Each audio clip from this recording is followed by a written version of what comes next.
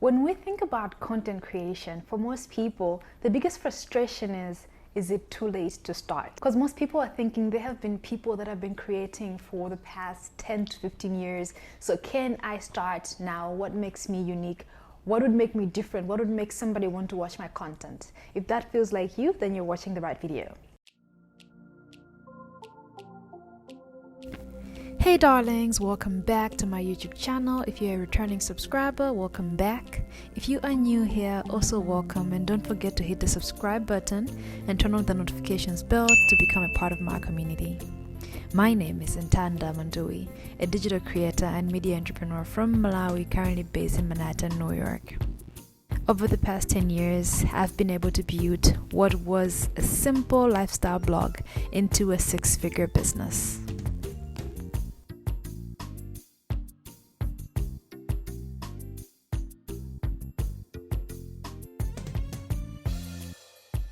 Hello, my name is Nthanda Manduwi, and I've been a digital creator since 2013, so over the past 10 years. When we speak about content creation, and I think it's always changing. Now we speak of content creation. About 2 years ago, it was influencer marketing, it was influencer this, influencer that. Now it's content creators. And there's even been arguments to say if you are using social media, you are almost instantly a content creator.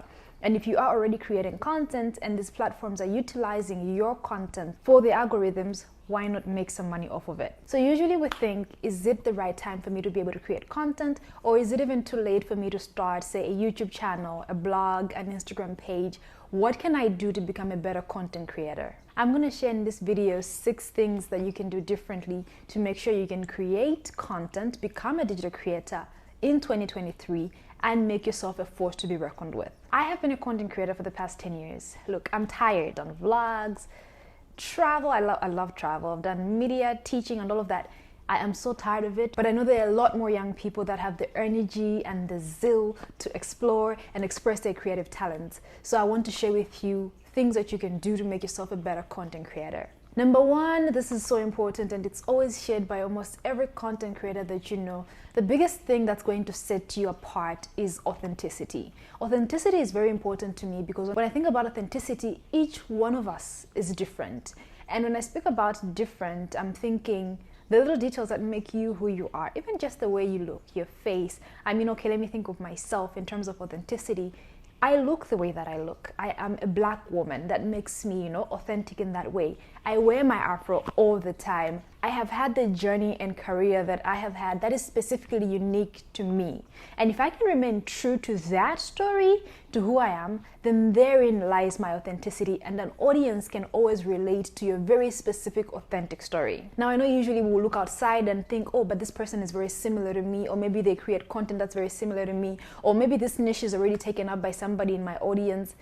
There is always a way in which you can do that content that is different from the next person. For example, if I wanted to be, say, a hair creator, even though there's so many hair creators, there is something unique about maybe just my specific hair, maybe my specific texture, maybe the products that I use, that there's going to be somebody, there's going to be an audience that's going to relate specifically to that content. For example, like I am creating content talking about starting a channel or becoming a digital creator in 2023. There are so many videos on the internet that people are making about this. However, maybe there's specifically people from where I'm from, which is Malawi, that would relate to this better than they would from somebody who is not. Or maybe they're black girls that want to become content creators, that they'll relate to this more differently than they would to a white girl speaking. And maybe it's my age. There are so many little things that make you different and make you more relatable to an audience. So stay in your authenticity, stay true to who you are, and there's always going to be a niche for you. The second thing that I will share with you that you can do to become a content creator in 2023 is try as many things as possible. I think that's what has worked for most content creators, even the ones that started 10, 15 years ago, and maybe it's a little bit different now, but try all the little things and find what you like. Like, for example, for me, I have tried travel content creation, I have tried lifestyle, I've tried self-care, and I still do a little bit of that.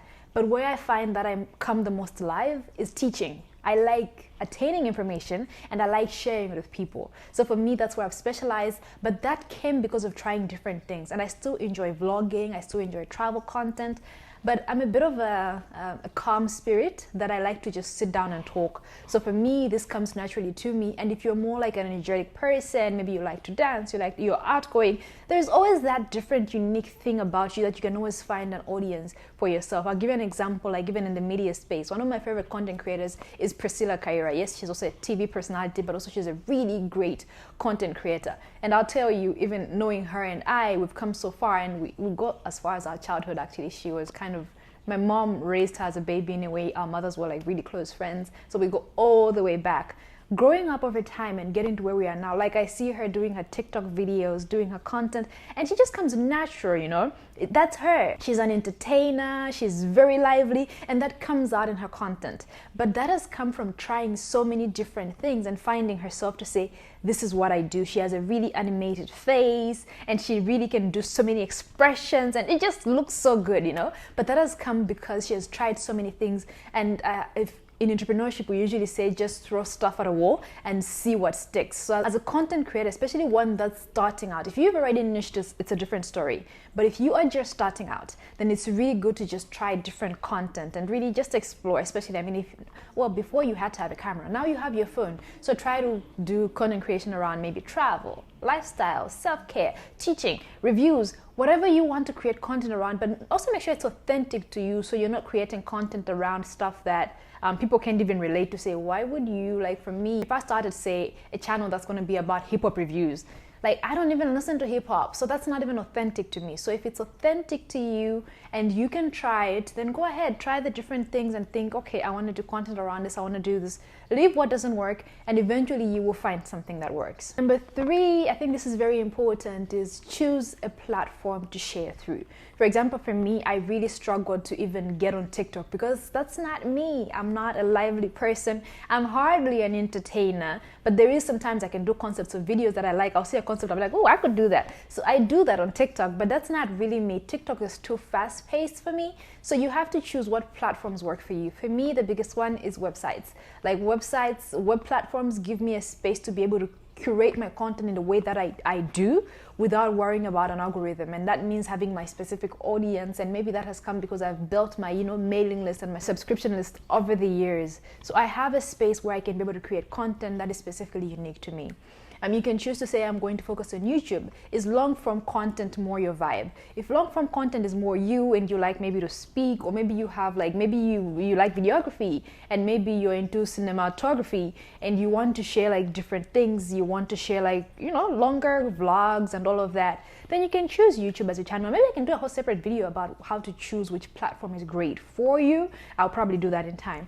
But choose a platform that works for you. If you want to focus on Instagram, and the thing about these social media platforms is they're constantly changing. When you think of even just Twitter, Elon Musk just took over and everything is changing, even how Twitter works. Like right now I have a for you and a following timeline, and I feel like some people have been shadow banned from my timeline that I never even get to see them. And when I think about it, I'm like, oh, I haven't seen that person. Oh, maybe they left Twitter. And then I go and I search for them and I realize they have been tweeting, but they're in some way, the algorithm decided that these people are not for me. So that is also a downside to what's happening with social media right now, and maybe I might also do a whole video around that. So with digital media, don't think anybody is a specialist. Don't think anybody knows exactly what they're doing. These platforms are continuously changing, which then leaves opportunity for you to enter and break through, because there is always a new way of doing things. You can think of platforms like TikTok. TikTok just came up about a few years ago, and there's people who have specialized specifically in TikTok, and they are so good at it, that for us OG creators, we struggle to break into that space because that's not for us. So there is always going to be room for you. And just to crystallize on the platforms that you can choose, you can do web platforms, you can do YouTube, you can do social media, which is Instagram, Twitter, LinkedIn. By the way, that's a really important one that you should never look over. Facebook, Pinterest, there's so many options that you can choose from. They all work, they're all social media platforms, but they work in very separate, different ways that if you understand how each one of them works, then you can choose which one is perfect for you. Number 4, and this is really important and something that small creators usually overlook, And it's not easy, but you should engage with your audience, engage your community. Whether it's just liking, I mean, that's like the least you can do, but you can like when people comment on your videos. You can comment back, reply when people, so there's that interaction and people feel like they know you. So for me, like when I was a smaller creator, I would always make sure I responded to my Instagram comments. I'd make sure I usually engage with people on Twitter. Even on my YouTube, I think for now, YouTube is the mandatory one where I force myself to always engage with people who comment on my YouTube videos. I make sure I engage because that creates that audience that you're engaging with and the people that always look forward to engaging with your content the next time you post. I also realized something, especially with Instagram. The more I engaged with people in the comments, the more people wanted to comment because they also wanted to engage me. They also wanted to have a chance to speak with me. So make sure you're engaging with your audience, especially if you're a small creator. As you get bigger, it becomes harder because when I think about my Facebook, it actually overwhelms me because I'm used to engaging with people. When I post on Facebook, there will be like maybe close to 1,000 likes and there will be over 100 to 200 comments, that it becomes really, really hard to engage with all of them. So as you grow as a creator, that will change and evolve.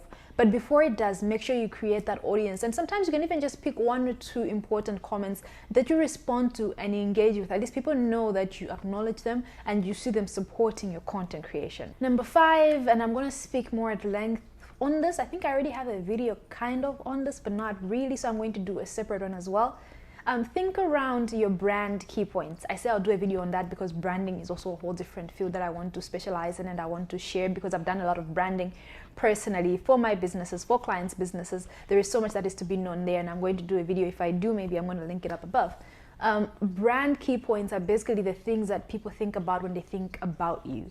So you own that narrative, you drive that narrative, you get to tell people, because this is social media, it's like all media, you get to choose what people say about you. You don't let people tell you what you're about. So for example, there was a time when I did not do makeup for a long time. I did not wear makeup because I was still recovering. I was still navigating the whole situation to do with makeup. And that's more to do with, how do I put it? I didn't want to wear makeup. Like there was a time in my life when I felt that if I wore makeup, I was less than, and that was a personal journey to a point that I was like, you know what, I can go out without makeup. I can just be myself. And I went through that journey and I became the girl who did not wear makeup. Like that was associated with me. So even now, I mean, that's just like one aspect. Now I wear makeup again because now I've separated. I look at makeup, like when you see my face now, I'm thinking, okay, I do my makeup in a way that's very natural, I think. That I can still see myself and still see myself, not like I'm seeing an artwork on my face. That's just like one small thing. And those are the little brand key points that you can say, I do the dramatic eyes, or I do the dramatic brows, or I have this type of afro. Some people just have afros all the time. Define your brand key points. I'm giving examples of myself because I think that will make you think about yourself and think about what you can outline and make stand out about your brand. So for example, like for me, I like to wear pantsuits and I always make sure every few posts I post on social media, especially Instagram, there is always me in a pantsuit.